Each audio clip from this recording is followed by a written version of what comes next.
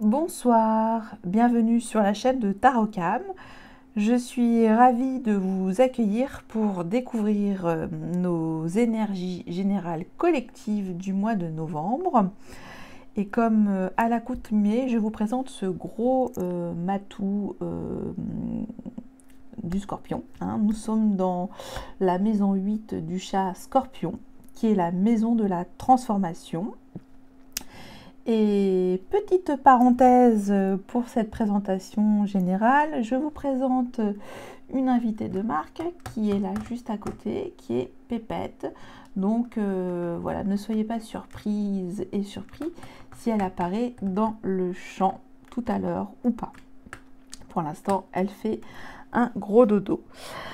Je reprends donc. Donc nous sommes dans les énergies de la maison 8, donc la maison du Scorpion. Et ça nous invite à cheminer avec lucidité sur notre façon d'envisager en profondeur notre relation, notre engagement et notre respect vis-à-vis de l'autre et vis-à-vis de soi-même. Ça implique aussi de se renouveler dans toute forme comment dire, de libérer finalement en fait son individualisme et de se rapprocher de liens profonds qui nous animent et qui nous transcendent quelque part, puisque cette maison 8, c'est la maison du mystère, la maison de la mort, la maison de la médiumnité, la maison aussi des héritages. Qu'est-ce qu'on peut dire d'autre? C'est tout ce qui est de l'ordre de l'occultisme. Donc c'est des choses assez impalpables à pouvoir enclencher dans nos relations et savoir vraiment ce qui doit être abandonné dans une relation ou ce qui doit être exigé. Voilà, c'est faire preuve d'intensité, de puissance relationnelle, et on ne triche pas avec cette maison sur le plan relationnel. On est vraiment dans les profondeurs de l'âme et c'est ce qui en émane de cette énergie pour ce mois de novembre. Donc je ne sais pas si vous me direz si ça vous parle, et en tout cas c'est très très profond et puissant. C'est un mois aussi qui va peut-être passer par des phases d'introspection assez fortes, et il n'est jamais agréable de se transformer de l'intérieur, puisque ça peut également nous ramener à des choses de notre passé. Ça aussi, ça peut être le cas, mais ça nous demande d'épurer tout cela et de repartir de plus belle dans nos relations, et avec quelque chose de beaucoup plus libérateur et de beaucoup plus franc et authentique. Voilà ce que j'avais à dire. Alors, je mets ce gros matou ici, non loin de Pépette, comme je vous l'ai présenté, et on va commencer avec l'oracle de la triade pour capter, sonder les énergies générales de tout ce qui fait la création. Donc nous sommes tout, nous sommes un, nous sommes unis sur cette transformation. C'est une transformation collective, un engagement, une responsabilité collective dans nos relations, et savoir peut-être se débarrasser de liens qui ne nous appartiennent plus, tout simplement, et qui n'ont plus raison d'être pour notre évolution personnelle et collective. Ok, allez, je fais une première coupe et on va voir. Naissance et malheur. Ok. Alors, comme je disais, nous sommes vraiment dans un mois assez sourd, atmosphère assez sourde.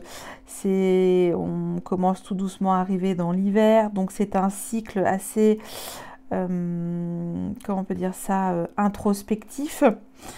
Et ça peut forcément vous ramener de vieilles blessures. Et là, je vois peut-être qu'il y a un collectif malheureux, il y a une espèce d'éclosion malheureuse sur une transformation qui peut-être va se faire dans la douleur. Il y a peut-être une transformation qui est... C'est peut-être un grand réveil aussi, j'entends, par rapport à ces relations. Ça peut être ça aussi. Allez, je continue et on va faire le tirage de la croix. Voilà, tirage cardinal. Alors, avec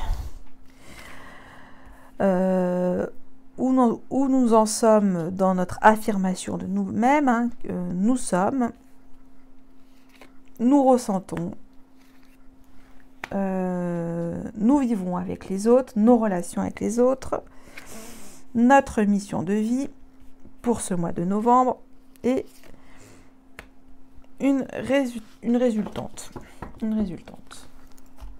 Alors, est-ce qu'on voit bien toutes les cartes? Hop, je pense que c'est bon. Alors, notre affirmation, le pardon. Pour ce mois, nous sommes invités à faire cet effort vis-à-vis de l'autre, à pardonner les erreurs de l'autre, à se pardonner soi-même. Nous nous pardonnons à nous-mêmes de nos erreurs d'appréciation. Il y a un grand comment on veut dire ça, une grande introspection sur le pardon pour ce mois de novembre. Donc peut-être c'est des énergies qui nous indiquent que finalement le collectif se pardonne de quelque chose. Ok, nos émotions, la mort. La mort. Donc là, nous mettons fin à peut-être des émotions négatives. En tout cas, il y a une forme de transformation émotionnelle collective qui peut être soit, comme je vous disais, le fait de se transformer collectivement, ça peut être des passages assez douloureux et surtout sur un plan émotionnel. Ok. Peut-être cet effort de pardon, peut-être les uns les autres, vous allez pleurer et vous pardonner vos erreurs. Ça va en tout cas, ça va être assez puissant, je le sens, ce mois de novembre. J'entends ça. Nos relations pour ce mois. Les racines. Là, ça me fait penser à qui sommes-nous vraiment dans nos relations? Qu'est-ce qui fait que la profondeur de ce lien collectif que j'ai envie de continuer à entretenir? Donc, trouver la profondeur dans vos relations, ça c'est ce qui est indiqué. C'est vraiment, on doit retrouver l'essence même de l'authenticité et de la véracité de nos relations. Ça, c'est ce qui est en tout cas demandé pour les énergies collectives de ce mois de novembre. Notre mission, le choix. Là, ça nous indique que nous avons toujours un choix d'orientation possible. Nous avons toujours le choix de choisir telle option ou une autre, celle qui est la plus juste pour nous-mêmes, et je pense que nous sommes à un grand virage de l'humanité. Donc on va bien sûr recouvrir certaines de ces cartes, j'ai oublié de vous dire que ça pouvait me poser un questionnement.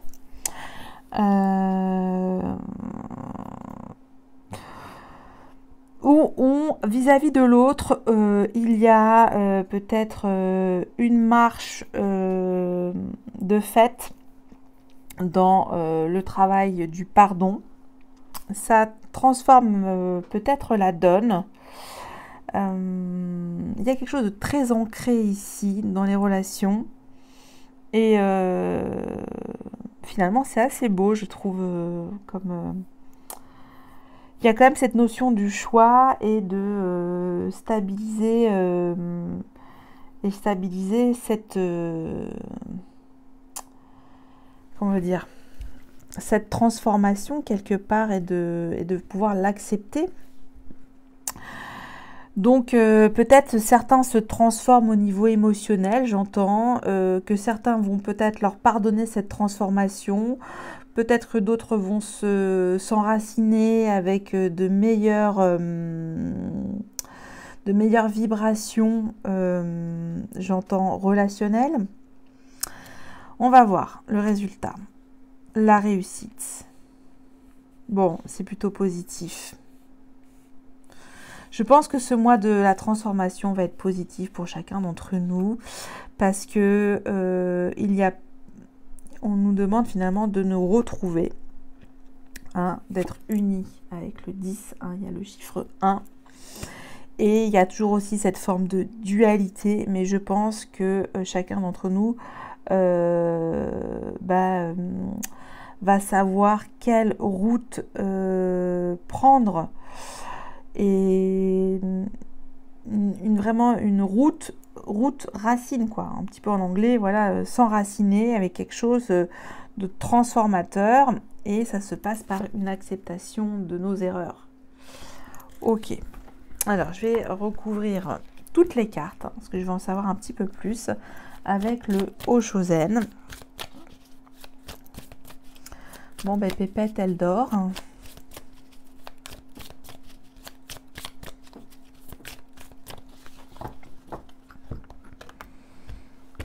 Alors, on va voir pour le pardon,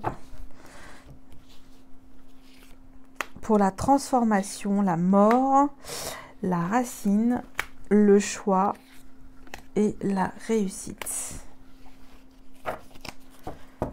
Ok. Après,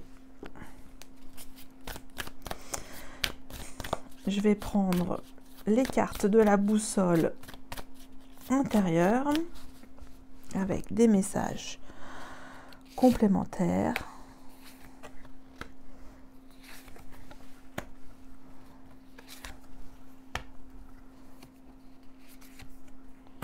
Ok. Et on va voir. Alors, je sais pas si on voit bien comme ça. Alors, attendez, je fais un peu de place. Ok. Je pose la tasse. Ok. Alors, le pardon avec la source. Magnifique message. Le pardon étincelant, le pardon de l'univers. Le pardon, on nous affirme que la puissance du pardon est intarissable. Et d'y aller pas à pas dans ce pardon. Ne rien précipiter. La transformation est longue, lente et puissante. Hein, elle vient de la source. Ok. Avec la mort et le succès. On me dit que cette transformation émotionnelle est une réussite, est un succès. On l'a déjà en synthèse. On va voir en accompagnement et on a l'aimant. L'aimant. On nous dit de s'aimer. On nous dit de nous transformer vers l'amour. D'aller, oui. Racine avec le partage. Quels sont nos liens les plus profonds avec lesquels nous avons envie de partager, hein? Quelque chose de très chaleureux. Il y a beaucoup de feu. Et nous avons le miroir. Qu'est-ce que nous voulons renvoyer comme image de nous-mêmes par rapport aux autres? Qu'est-ce que nous avons envie de donner comme, de créer comme lien, hein? Un lien de partage, quelque chose de... C'est assez chouette. Alors, le choix. Le choix. Là, c'est un choix cartésien collectif. Hein, c'est le choix du rebelle collectif. Le choix du rebelle collectif. Ça appelle à la souveraineté, ce message, la souveraineté collective au fond de nous-mêmes, au fond de soi. Donc là, il est clairement avec une arcane majeure, le rebelle, de savoir prendre en main comment on peut dire, la réappropriation de sa mission de vie, hein, que nous sommes maîtres de notre destinée. Ça indique que ça comme message. Et la réussite, l'ajournement et l'authenticité.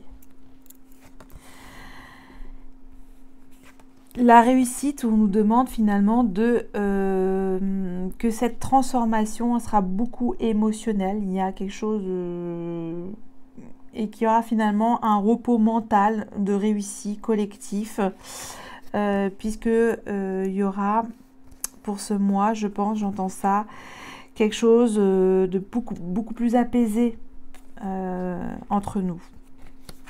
Ok.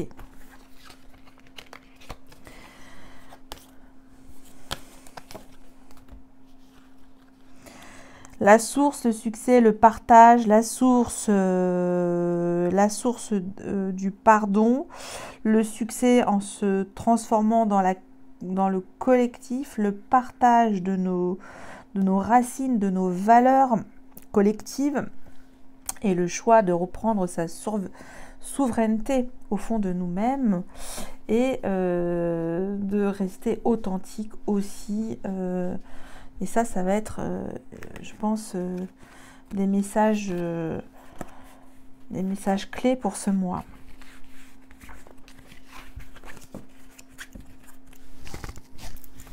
Allez, je vais prendre maintenant quelques messages du Tao.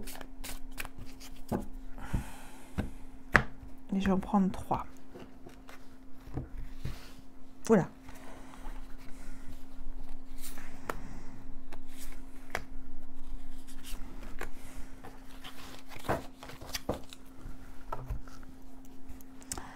J'ai l'excès. Stress, surcharge, épuisement, obsession, gloutonnerie, fardeau, inquiétude, point de rupture. Là, peut-être dans certains, comment on peut dire ça,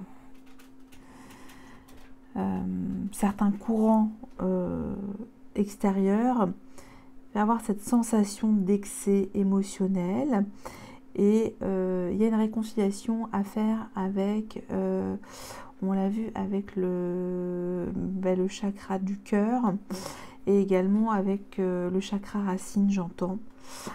Donc pour certains d'entre nous, ce mois va être assez épuisant. Ok. Les obstacles. Excès, obstacle, obstruction inattendue, frustration, difficulté, sentiment d'impuissance, lutte et découragement.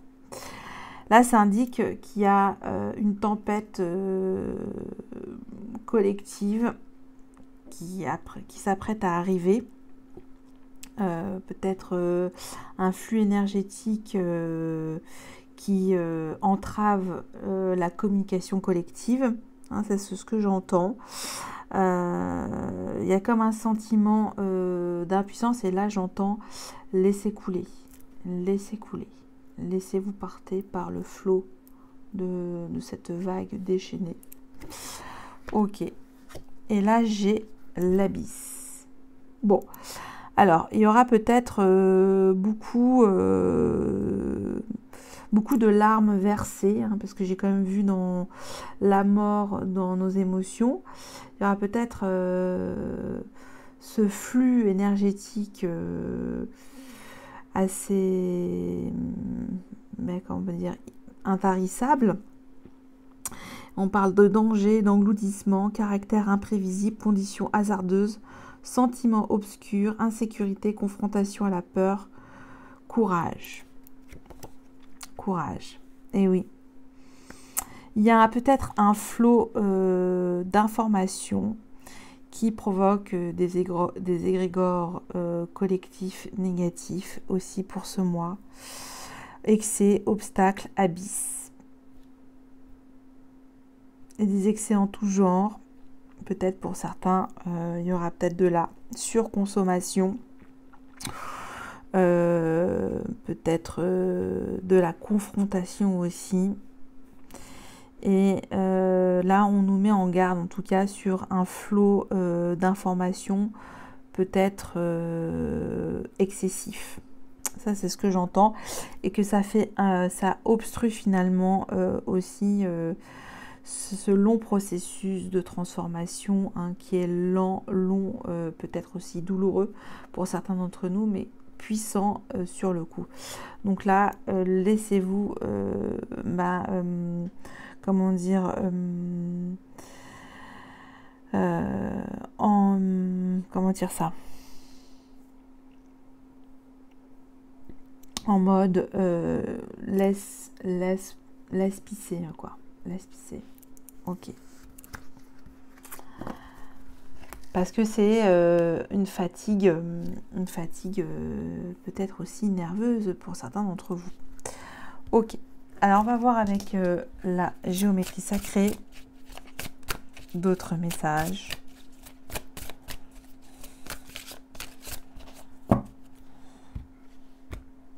Et je vais en prendre 3 aussi.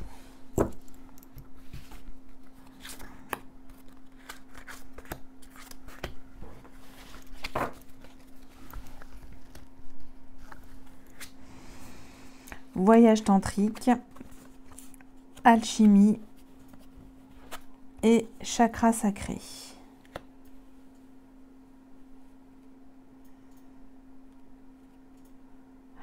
Alors comme on a vu pour ce mois de novembre, une période assez trouble qui est assez, comment on peut dire ça, orageuse. Je vois beaucoup de tempêtes, beaucoup d'eau. Et là, il y a des solutions qui s'offrent à nous. Et je revois qu'il y a beaucoup de... un chakra qui en émane et qui nous invite à activer notre joie avec le chakra sacré, cette couleur orange, hein, cette fleur de vie orange qui renforce notre capacité à vivre selon nos désirs et stimule notre force créatrice pour initier le succès et l'abondance dans notre vie. Ça, c'est ce que je vois tout de suite. Un voyage tantrique. En activant la fréquence du voyage tantrique, celui-ci nous aide à libérer la sagesse et le savoir qui sont cachés en nous pour atteindre un état de plénitude et d'accomplissement à travers nos expériences sensuelles vécues avec nous-mêmes et les autres. Il y a pour ça d'entre vous, comme on est dans la maison de la transformation avec la maison du Scorpion, une transformation aussi collective sur le plan de, comment on peut dire ça, de nos rapports sensuels avec les autres. Peut-être un contact, un nouveau contact, un nouveau quelque chose de plus humain, plus charnel. On parle de toucher là, avec pour se reconnecter avec la matière, hein, comme une espèce de surplus de communication un petit peu trop numérisé, j'entends. Et là, ça nous ramène à quelque chose de beaucoup plus sensuel, charnel. Ce voyage tantrique qui permet finalement de glisser dans les méandres de la tempête et de retrouver une énergie positive. Alchimie, avec le 8 de l'infini. Activer la fréquence de l'alchimie permet d'activer nos pouvoirs magiques et le souvenir de la magie qui est en nous. Chacun de nous possède le potentiel pour accéder à cette faculté ancienne qui permet aux véritables alchimistes de réaliser les miracles de la transmutation. Alors la transmutation, c'est un mot un peu dans la spiritualité, c'est passer d'un état positif à un état négatif ou l'inverse. Et là, c'est plutôt dans le sens, bien sûr, positif, où on vous dit que vous avez ce potentiel en vous, que vous pouvez, à travers des énergies négatives, les transmuter vers quelque chose de positif, que tout se récupère, tout se recrée et tout se transforme. Et vous êtes le magicien de cette collectivité. Il y a une magie collective aussi.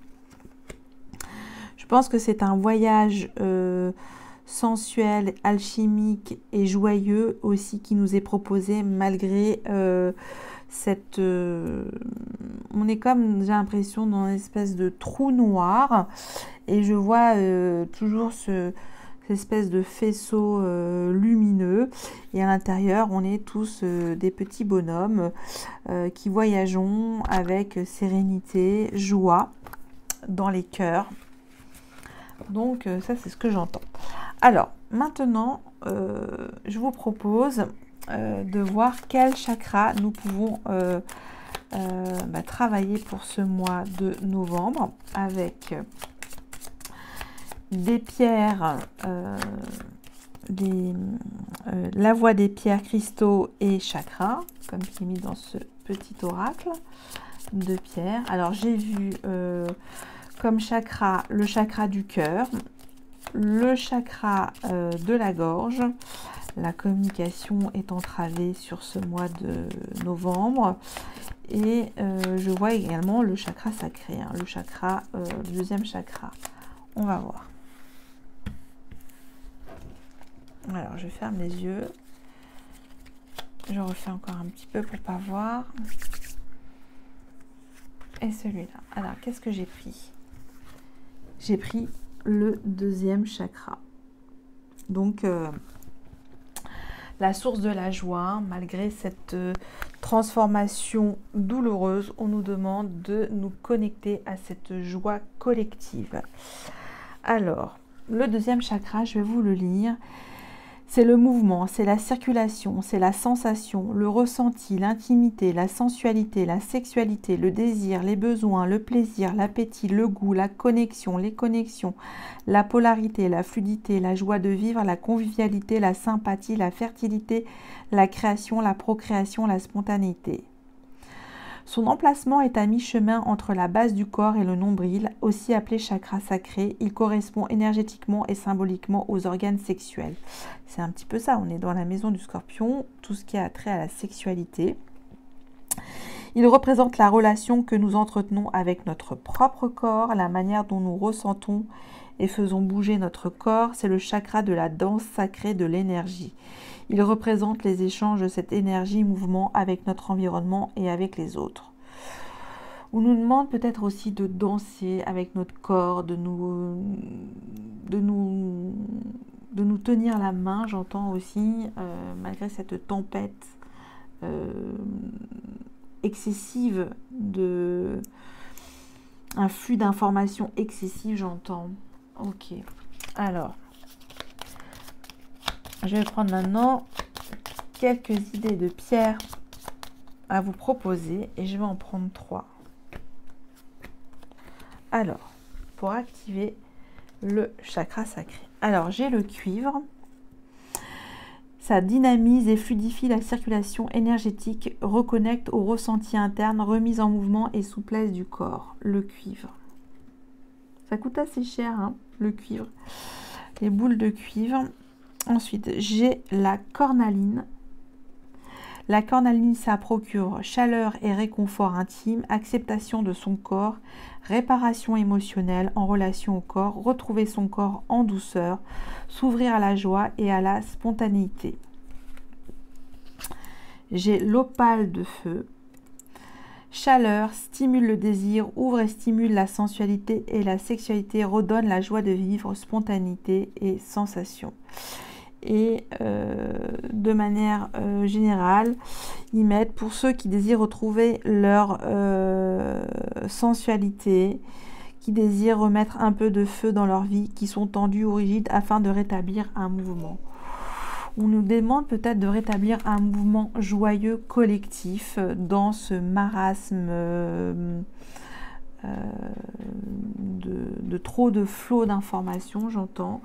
Je ne sais pas si c'est clair pour ce mois de novembre.